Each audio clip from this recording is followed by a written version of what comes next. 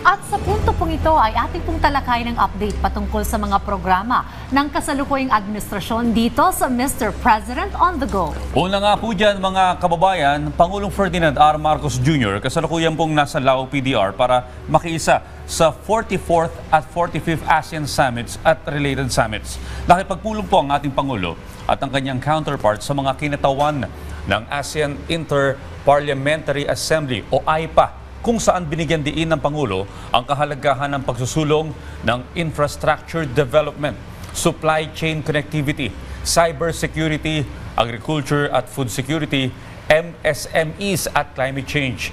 Ang AIPA ay isang regional organization na nagsusulong ng parliamentary cooperation at dialogue sa mga miyembro ng ASEAN kasama ng Pangulo si House Speaker Martin Romualdez bilang AIPA head ng Philippine delegation. Dumalo rin po ang Pangulo at iba pang ASEAN leaders sa isang interface kasama mga kinatawan ng ASEAN Business Advisory Council. Dito po ay binigyang din po ng Pangulo ang commitment po ng bansa na makipagtulungan sa pribadong sektor para isulong po ang mga adhikain ng ASEAN. Hinimok din po ng Pangulo ang ASEAN Business Advisory Council na manguna sa paghulma ng regional economy at suporta ng ASEAN Business and Biodiversity. Isa po itong joint effort ng ASEAN Business Advisory Council at ASEAN Center for Biodiversity.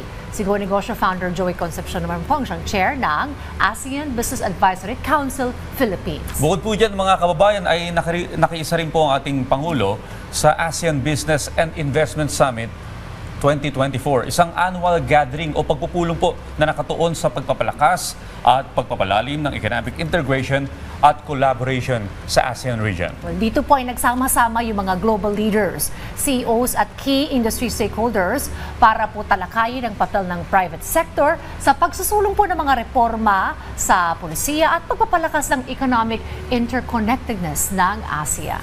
At yan po muna ang update patungkol sa mga programa ng kasalukuyang administrasyon hanggang sa susunod na Mr. President on the Go.